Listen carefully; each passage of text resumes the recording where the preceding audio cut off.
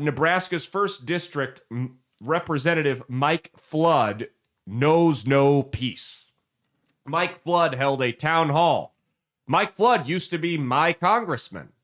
Mia, I think, did you vote for Mike Flood? I think you did. I think I voted for the Libertarian because I'm not a fan of Mike Flood. Mike Flood, in my opinion, he's a Republican, but he's a neocon, warhawk, George Bush era seller. I'm not a fan of Mike Flood, okay? However, he did not deserve what he got in this town hall. Mike Flood held this town hall, and a bunch of liberals knew it was going to happen. And they know this guy, and again, you probably shouldn't get into politics if you can't handle the heat like this. He's not exactly the best public speaker, and you're going to see what I mean. Because you really don't have to be when you're in a heavily conservative district like he is. Although that district's getting a little bit more purple. So they get this guy. He's kind of awkward, not a great talker. Probably doesn't. He was appointed to his seat, kind of had it handed to him. Doesn't do well under pressure. And they start asking him questions. And here's the first one. He gave a little spiel on healthcare. Here's how it was handled. Talks about two big changes. Hold on, pause that. To the Medicaid program. Do you notice right off the bat how he's trying to talk and they're just screaming over him? They're not even, again, I don't agree with everything this guy says, but you can't go to his town hall and not give him the opportunity to speak. That's unhinged. Go ahead. One of those changes is that if you are able to work and you are able-bodied, you have to work. If you choose not to work, you do not get free health care. You do not get free health care. Look at these losers. Okay. So here's a question. Do you think that people who are 28 years old that can work and refuse to work should get free health care? I don't think that a majority of Nebraskans agree with you. I mean, he kind of did himself in. What did he think was going to happen? When he says something, they all boo, and then he just repeats what he said in the form of a question. What do you think they're going to do? Like that was, again, that's what I'm talking about. These nerds that don't know how to speak in public, that get handed these positions. I mean, the guy looks like Harry Potter is like 25 years older and let himself go. That's what he looks like up there with no charisma. I mean, the guy's got the fucking charisma of my drywall I'm looking at right now. It's ridiculous. So we all know how I feel about that. That's a ridiculous policy point that they're pushing, they being the people in the audience. It's absurd. The guy says you're 28 years old, you can work, and you just choose not to work. Should the taxpayers who go to work pay for your health care? Of course they shouldn't. Of course they shouldn't. There's no reason we should. You're more than welcome to do nothing all day, but you're on your own. That's not exclusive to American society. That's not a new concept. Every society throughout history that has had any amount of success has been built around the concept of if you are an able-bodied adult who chooses not to work, who chooses not to contribute in some way, shape, or form, who chooses not to fend for himself and take care of himself, we don't owe it to you to come together and take care of you. It's not like you're a handicapped person who's in this situation through no fault of their own. You don't have Down syndrome. You're not paralyzed from the neck down. You're just lazy. You want to sit in your parents', or in some case, your spouse's parents' basement, smoke weed, and play video games all day while you suck off the welfare system like the worthless leech you are. Loser! You're a loser!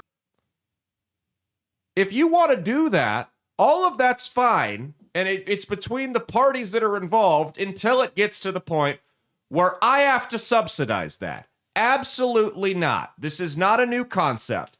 If you can pull your own weight and you just choose not to, we're gonna leave you behind. That's all there is to it, and I don't feel bad about it. Oh, but what if I get sick? You know what? If you're able-bodied and choose not to work, maybe you should fucking die. I don't know what to tell you.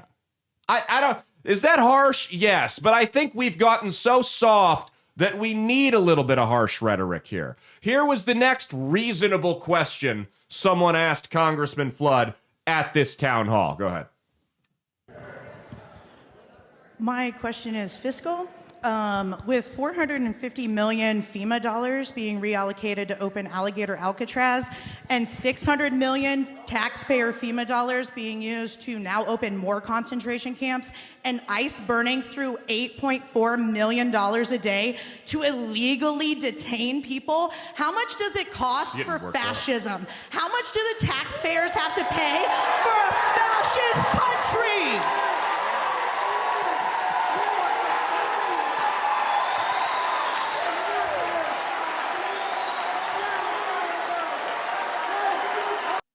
Well, she seems nice. Like a friendly gal right there. That's like, there's an image of her. We got a still. Pull that one up. That's the face of modern liberalism right there. That's okay. Here's the thing. These people are not interested in dialogue. They're not. They're not interested in debate. They're not interested in hearing out the other side. They're interested in being bullies. They're interested in shouting you down, in censoring you, in asking you loaded bad faith questions, which is exactly what that was. You can ask all the questions about the budget and say, how do you justify it when X, Y, and Z is happening? But the second you just tie it to fascism, it's a bad faith question. He has no way to answer it. Specifically, not because people are just going to scream over him the whole time. They're not interested in having a conversation with you. They're interested in drowning you out. They don't care to hear what you have to say. I don't understand why we continue to extend the olive branch out to people who are acting in bad faith. And I said this when we talked about the Gavin Newsom thing. I have no problem bringing people on from the other side and having conversations. But the key is they have to come on here in good faith. You have to be willing to, you may not be on here to change your opinion, but you have to be willing to hear out why I believe the way I do. And if you can't do that, there's no sense in talking to you because it's going to be a waste of everybody's time. And you're going to claim to be a prophet on a divine mission from God to turn America into a communist country like the Congo because you think that's been such a success over there. Nonetheless, we have to stop engaging with bad actors. That's all there is to it. And this is the problem here. When we engage with bad actors, what we are doing is we're giving them campaign fodder.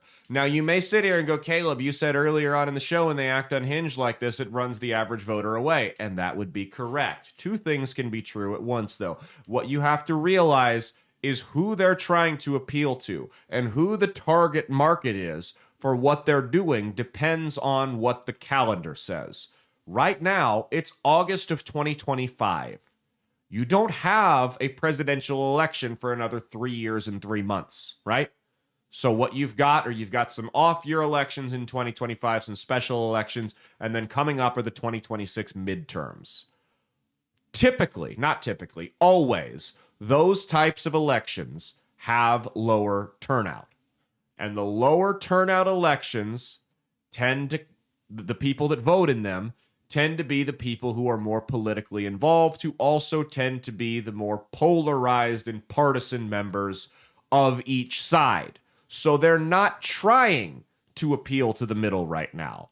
When a president, did you see how quickly they tried, people like Gavin Newsom that have their eyes set on something beyond 2025, like the presidential race, are trying to position themselves to the center?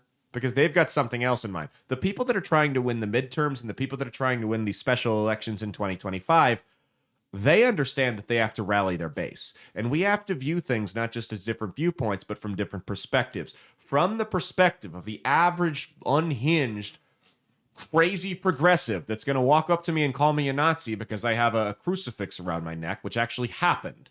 To that person, they eat this shit up. They love to see this. This plays well with them. This engages them.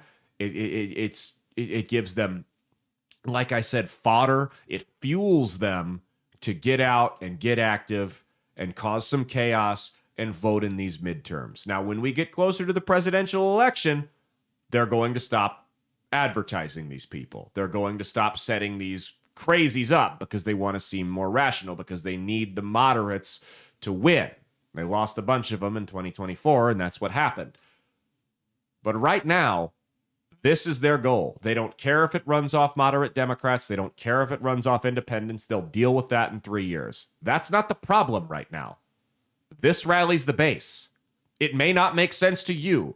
I know we have we have a mixed audience. We have we have hardline conservatives, we have moderates, we have libertarians. We even have some like blue dog Democrats that listen to the show. That doesn't make sense to you. You see that and you go, what the hell are these unhinged lunatics doing? But it's not supposed to make sense to you.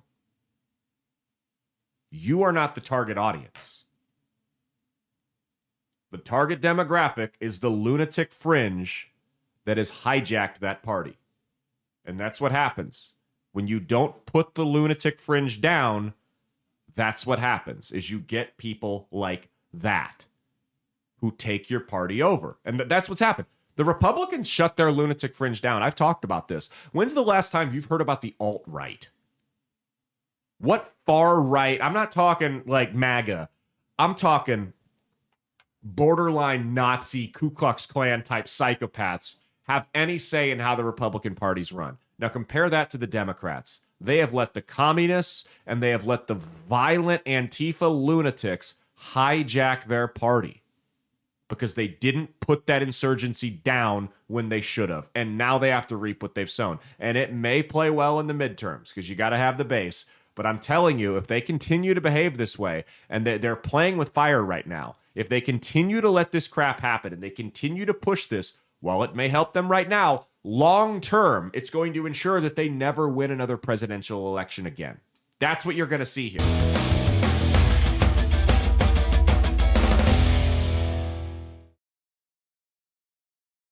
Hey, thanks for watching. If you liked what you saw, be sure to click the link in the description to get the full episode on Rumble. If you prefer to listen along, you could actually get us on Spotify, Spreaker, and iHeartRadio. You can also go to www.outlawstreamers.com to learn more about not just my show, but tons of other great shows and all the exciting projects they have coming up. Follow my socials at Caleb Isn't Funny on Twitter and Instagram, at Caleb Salvatore Comedy on the Chinese Spy app that is TikTok, and be sure to like and subscribe to this YouTube channel. Thanks, and we'll see you every Saturday for brand new episodes of That's Based. Peace.